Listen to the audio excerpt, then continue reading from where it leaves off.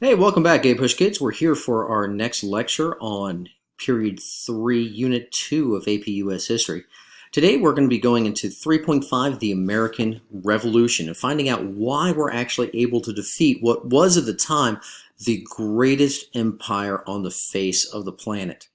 Our learning objective today is 3E, explain how various factors contributed to the American victory in the Revolution.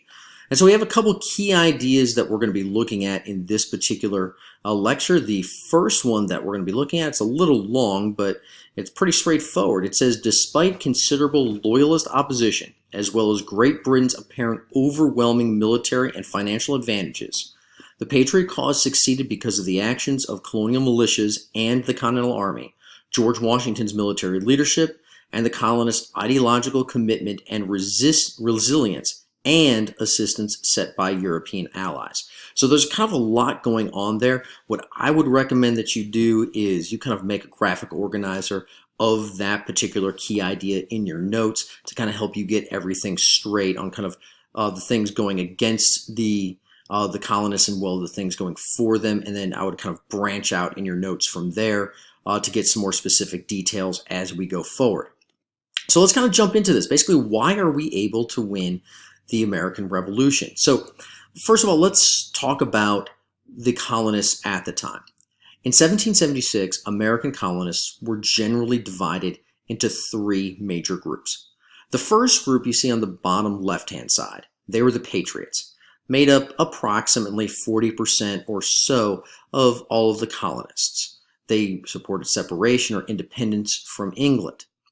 On the other side, you've got the Loyalists, and they were smaller, but it was, as we see in the key ideas, it was considerable. 1 out of every 5 colonists, approximately, are wanting to remain loyal to the British colonies. Now, these colonists are going to be concentrated in certain areas of the colonies, and we'll talk a little bit more about how that works out as we go. However, almost 40% of all colonists were neutral. They were really undecided about which way they were going to side and go with. And so how they decide to end up falling is going to have a really important outcome in this entire war. One of the first things besides this that we also want to look at is we want to look at the advantages and disadvantages that each side had. When the war begins, Britain by far has the clear military advantage. They are the seasoned military imperialistic force. Their army has 400% more men. They have a lot more money, despite the fact that they were seriously in debt from the French and Indian War. We have no money. So any money that they have is more money than us. They also have the world's most dominant navy. Just one of the British men of war, which were essentially their version of a battleship, had more cannons than Washington's army alone. And the British army had dozens, near 100 men of war. And they also did have support from the Loyalists. Even though they only made up 20% of the population, that was still a sizable percentage. Now, this doesn't mean, though, that the colonists didn't have any advantages. They did have some, and they were significant. For instance, they were familiar with the environment. They knew how to fight, especially in the backcountry. And their fighting against the French and the Indians during the French and Indian War had given many colonists experience in guerrilla warfare and in warfare on the frontier. Experience that was going to come in a lot of handy later on. Additionally, there was a commitment to win the war. We had ideology on our side. And this was a huge advantage. Britain, for the most part, is going to underestimate our commitment to independence. We also had short supply lines, especially to our soldiers. It was a lot easier for us to gain reinforcements or to find quick provisions. If something bad happened to a British army, it was anywhere from 3 to 6 months from getting resupplied. And we could fight a defensive strategy. The British, on the other hand, their strategy, they had to defeat us. Essentially, we could continue to win as long as our army didn't get destroyed. We also had another huge advantage, this man right here. the leader of the Continental Army, George Washington. Now, George Washington soon became this symbol for the American cause, and his leadership is going to be instrumental in the colonists being able to win the American Revolution. And he does lots of things for us. For instance, he's going to build a professional army. He's going to coordinate the unruly militias. But more than anything, what he does is he encourages common citizens and volunteer soldiers to support a war, even when the British seemed destined to win during the early years of the Revolution. This is a key part of that key idea number one. It's this Washington's military leadership, his ability to hold the army and hold the Continental Army together, even when it seems like he's about to lose. He's able to, well, soldier on. Now, up against General Washington was a guy named General Thomas Gage, and they had very different military strategies. Washington, pictured on the left, his military strategy is mostly to outlast the British. He wants to defend colonial lands, and he wants to try and drag the war out as long as possible. And using guerrilla tactics, he wants to make it as expensive as possible. The Americans know that the British may not be able to be in the war for the long haul. Wars are expensive, especially foreign wars. And what they want to be able to do is make the British bleed. Not only British blood, but also British money. The more expensive they can make the war, the more likely they are to win it. Additionally, they want to make an alliance with France. And they think this may be possible because the French were pretty sore over losing the French and Indian War and losing a lot of their territories around the world. Not only Canada, but also India as well. On the other hand, Gage, what he wants to do is he wants to divide and conquer the colonies. Essentially, he wants to use loyalists, who are mostly concentrated in large cities as well as in the South.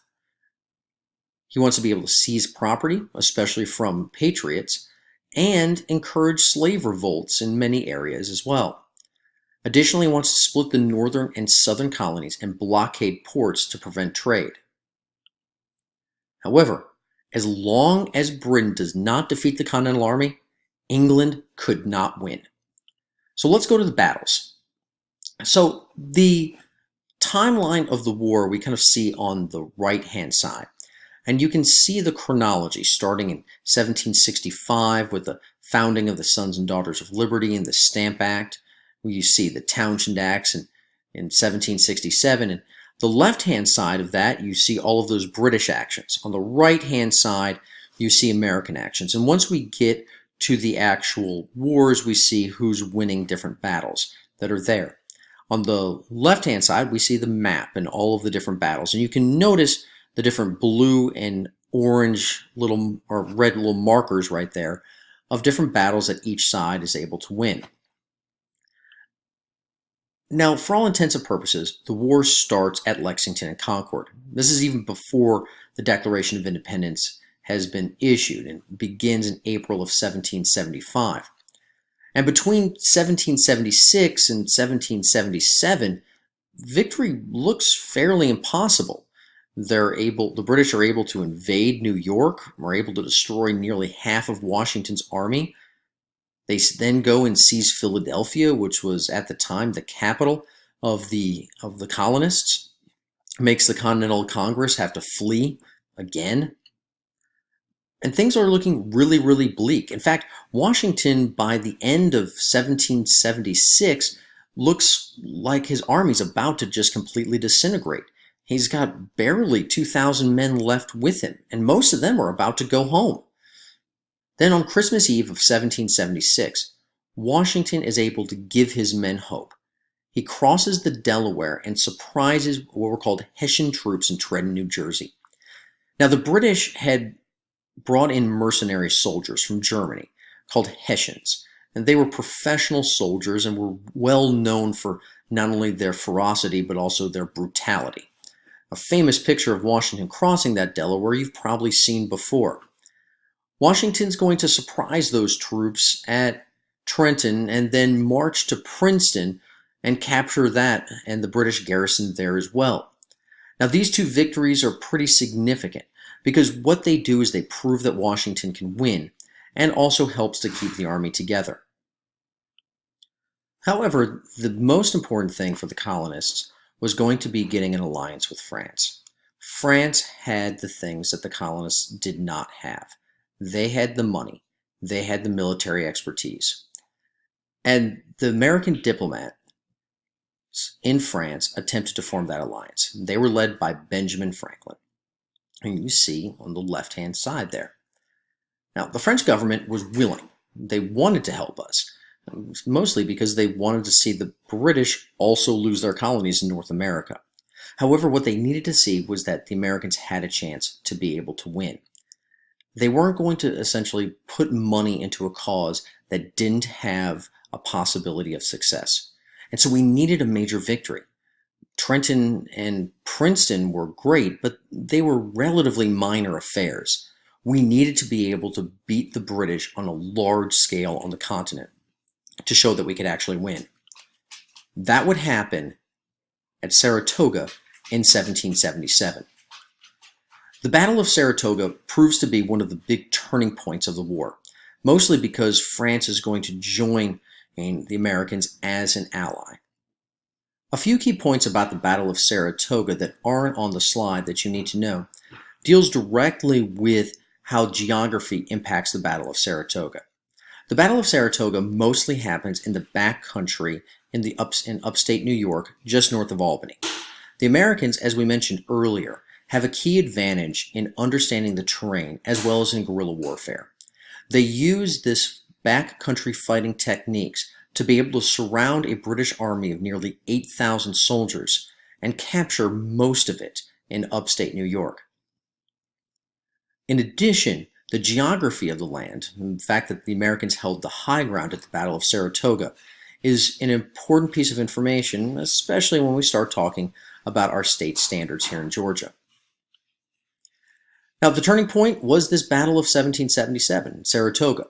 Now, after the battle, French General Lafayette is going to come to America as part of the French help. And what he does is he helps to train American troops, while a French Navy is going to help neutralize the British advantage on the high seas. Lafayette becomes the symbol for French support of the American cause. By 1778, the tide of the war had shifted in favor of the Americans, but we weren't exactly out of the woods just yet. During the winter of 77-78, the Continental Army is going to nearly starve to death at Valley Forge, in many ways considered the low point of the American Revolution. However, that spring, both Washington, Lafayette, and a new arrival will help train troops to continue the fight. There's a few pictures from the near starvation of Valley Forge, Pennsylvania in 1778. Men freezing without shoes.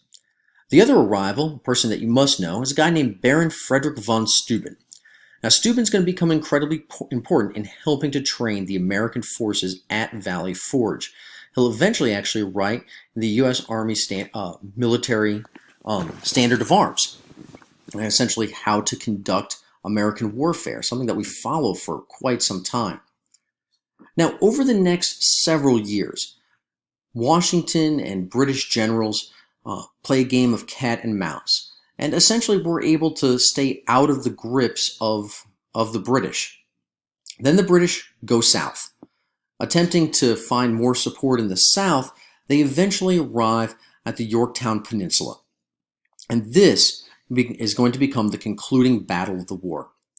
At Yorktown, the British general Cornwallis will surrender to George Washington as well and his French allies after he's cornered on a peninsula and he's cut off from his ships. This ends the American Revolution. Cornwallis' surrender was the day the world turned upside down. Despite our considerable lack of resources when the war began, because of Washington's leadership and foreign help, we're able to finally turn it around and win the war. Until next time, go Pack.